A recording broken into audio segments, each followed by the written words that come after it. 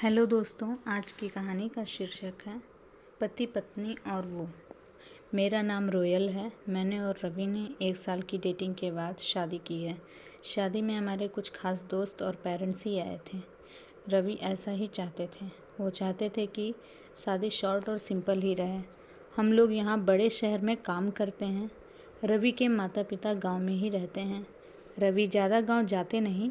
जब कभी mummy papa को मिलना होता है तो वो हमें शहर में आकर ही मिल लेते। हमने एक छोटा सा घर भी यहाँ अभी ले लिया है।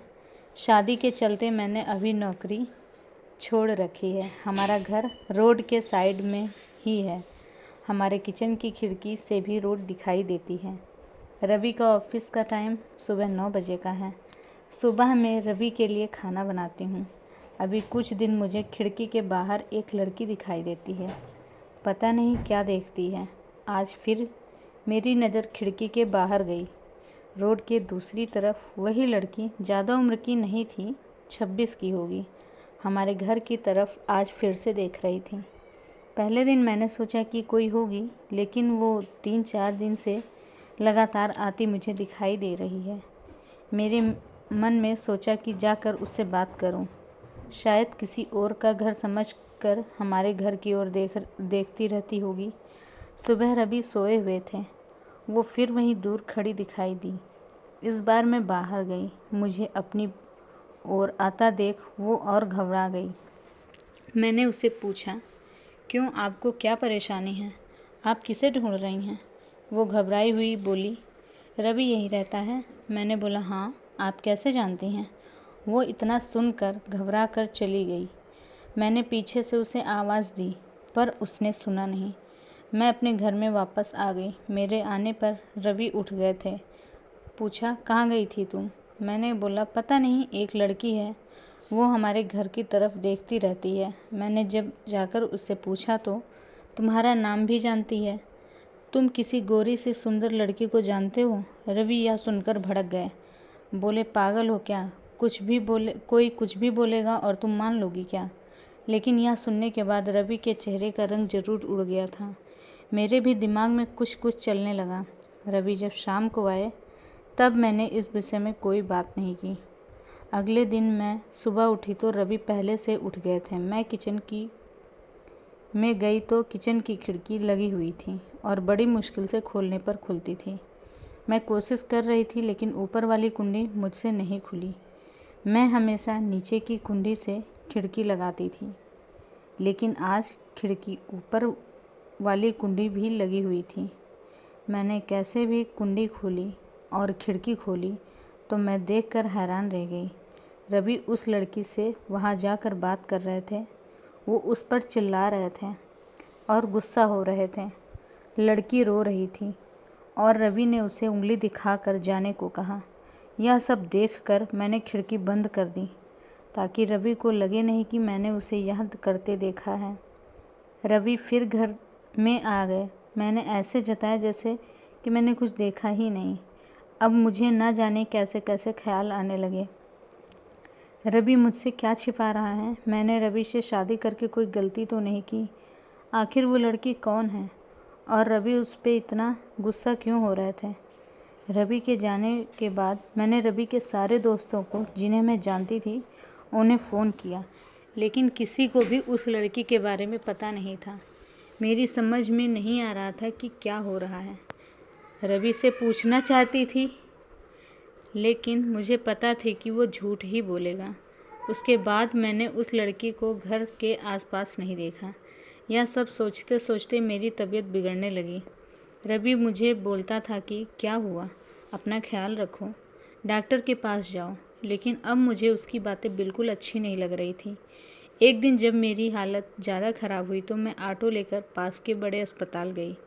डॉक्टर से अपनी दवाई लेने के बाद अस्पताल के पार्क में बैठी थी। अस्पताल में मुझे वो लड़की फिर दिखाई दी।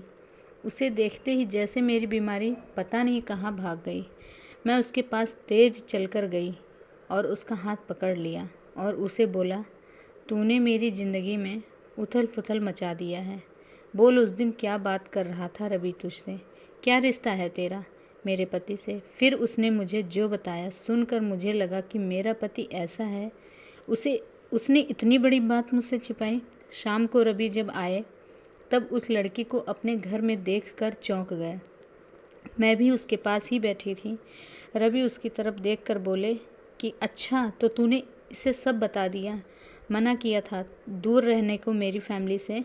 मैंने बोला, रवि शर्म करो, तुम इतने कठोर कैसे हो सकते हो?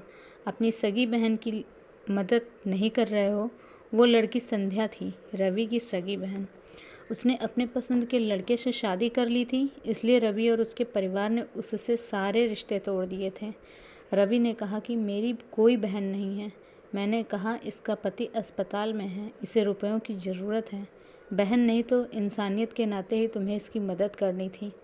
और अपनी पसंद की लड़की से शादी तो तुमने भी की, फिर जो नियम इसके लिए हैं तुम्हारे लिए क्यों नहीं हैं?